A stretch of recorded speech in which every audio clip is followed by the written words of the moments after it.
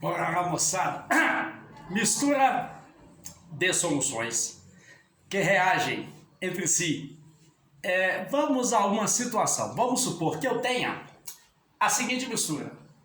Uma solução foi preparada dissolvendo ácido clorídrico em água. Volume da solução 100 mililitros. Concentração do meio 0,1 mol por litro. Amores, daqui para frente tem que pensar sempre assim, ó. Eu teria 0,1 mol se eu tivesse 1 litro. Eu teria 0,1 mol de ácido clorídrico em água se eu tivesse 1 litro de solução. 1 litro são 1000 ml. Só que eu não te dei 1 litro, eu te dei apenas 100 ml da solução em questão. Se o volume é 100, a quantidade de ácido efetivamente aqui dentro será de 0,01 mol de ácido. Então veja. Ácido clorídrico dissolvido em água na concentração de 0,1 mol a cada litro. 0,1 mol em 1 litro, 1000 ml. Eu só te dei 100 ml, portanto ali de ácido tem 0,01 mol de ácido. E eu vou misturar essa solução com outra. Diferentemente do que fazíamos no encontro anterior, em que misturávamos soluções de mesma natureza química. Agora não, você vai misturar duas soluções que interagem, que têm naturezas químicas distintas e, além disso, reagem entre si. Se eu misturar essa solução com a outra de nitrato de chumbo 2, PbNO3,2, cujo volume é 150 mililitros e cuja concentração é 0,02 mol por litro. Se eu quiser saber quanto é que tem ali efetivamente de nitrato de chumbo 2, você terá que fazer outra proporção, outra regrinha, regra de 3, que seria: eu teria 0,02 mol se eu tivesse 1 litro, 1000 mililitros. Mas eu só lhe dei 150 ml. Se eu tenho só 150 mililitros, você vai encontrar quantos mols há aqui dentro de nitrato de chumbo 2. E esse valor será 0,003 mol de nitrato de chumbo 2. Agora a ideia é a seguinte: eu vou misturar essas duas soluções. E ao misturar, vai acontecer uma reação química. A reação que ocorre entre ácido clorídrico dissolvido em água e nitrato de chumbo 2 também em solução aquosa. A reação seria, não esquece, a mistura de soluções que interagem, que reagem entre si. A reação é a seguinte: o ácido clorídrico interage com o nitrato de chumbo 2, PbNO3,2, produzindo cloreto de chumbo 2 e ácido nítrico, HNO3, na seguinte proporção. E agora é que você tem que pensar como se fosse a receita de um bolo. Cada 2 mols do ácido reagem com 1 mol do outro composto em questão. Só que você não tem 2 mols de um e 1 mol do outro. As quantidades que você efetivamente tem são: você tem 1/100º de mol e 3 milésimos de mol da outra substância para interagir. Ou ver se vocês conseguem entender o meu esquema para resolver esse tipo de situação. Faz assim, ó. Início da reação, quantidades que irão, de fato, reagir.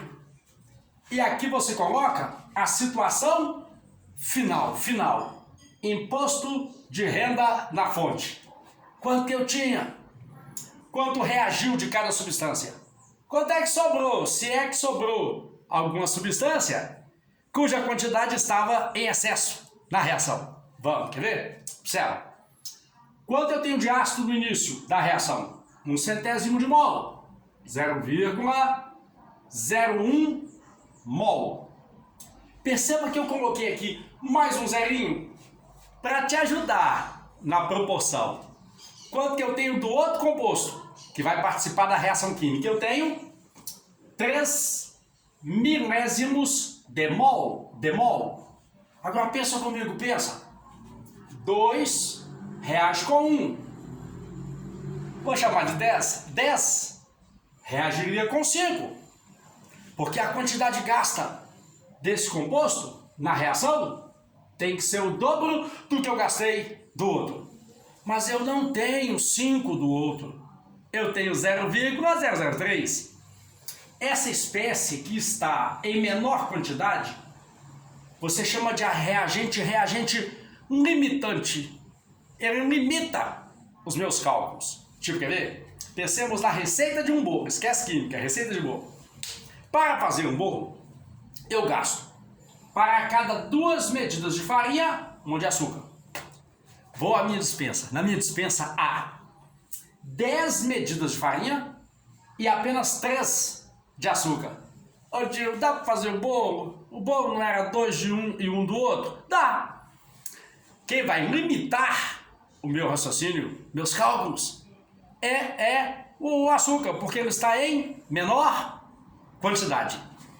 Se 1 interage com 2, essa quantia, 0,003, vai reagir com 0,006. Aqui coloque nada e nada, porque se se trata do início da feitura do bolo, eu não tenho ainda produto formado. Observa, quando a reação química terminar e se o rendimento da reação for de 100%, vai sobrar 0,004 mol de HCl que não reagiu. Eu tinha 10, reagiu 6, sobrou 4. Essa quantia é o excesso em mols de um dos reagentes que você misturou na intenção de fazer esta reação química. Do nitrato de chumbo 2 não vai sobrar nada. Todo esse nitrato de chumbo 2 foi consumido na reação. Agora cuidado, que é aí onde o pessoal geralmente erra. As quantidades formadas durante a reação química. Gasta 2 mols, gasta 1, produz 2. Foca em quem é o seu 1. Como é que é mesmo? Gasta 2, gasta 1, forma 2. Gasta 2, gasta 1. Repara, o seu 1 é o 0,003. Gasta 2, gasta 1, produz 1 e produz 2. Com isso você encontra não só as quantidades de substâncias que sobraram na reação química, se é que sobrou alguma, como também a quantidade de produto formado na reação. Mas professor, ainda não entendi, dá uma força aí. Deixa eu te dar uma força, quer ver? Esquece química e pensemos no seguinte, pensemos na receita de um bolo. Eu digo, para fazer um bolo, você gasta 2 medidas de farinha para cada uma de açúcar, na intenção de fazer um bolo. Tudo bem. Após ter lido a receita, para onde é que você vai? Você vai para a despensa da sua casa, para ver se você tem os ingredientes. Mas não tem que ser na quantidade certinha, não. Tem que ser na proporção adequada. Vamos na sua despensa. Na sua despensa havia de farinha 10 medidas. De açúcar, só 3 medidas. Pergunta, quanto é que tem de bolo na sua despensa? Tem nada. Tivesse bolo, você não ia fazer bolo, você ia comer. Nada. Reação química. Reação química. Pergunta. Posso colocar toda essa farinha no meu bolo? Não posso. Porque se a receita mandou eu colocar 2 medidas de farinha para cada uma de açúcar, ao colocar 10 de farinha, eu teria que colocar a metade. Metade, 2 para 1. 5 de açúcar. Mas eu não tenho todo esse açúcar, eu só tenho 3. Será que não dá para fazer o bolo? Dá. É só você inverter o pensamento. Inverta.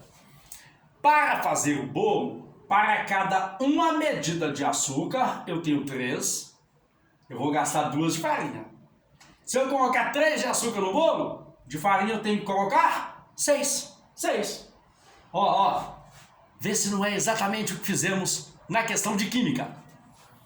10, 3, 6, 3. 10, 3, 6, 3. Quando eu terminar de fazer o bolo, sobrou farinha? Sobrou. Eu não gastei toda a farinha, guardei para fritar um peixinho outro dia. Sobrou açúcar? Não, o açúcar foi todo consumido. Agora, quanto que eu fiz de bolo? Guarde a proporção, ó. 2 para 1 para 1. Foca sempre em quem é o seu 1. 6 para 3. O 3 é o meu 1. 2 para 1 para 1. 6, 3 e 3. 2 para 1 para 1. 6, 3 e 3. Use sempre esse raciocínio como se fosse uma equação química. A receita de um bolo que te diz quanto de cada substância irá participar da reação química. Só que nesse caso, as substâncias estavam em solução aquosa, com um dado volume e numa dada concentração.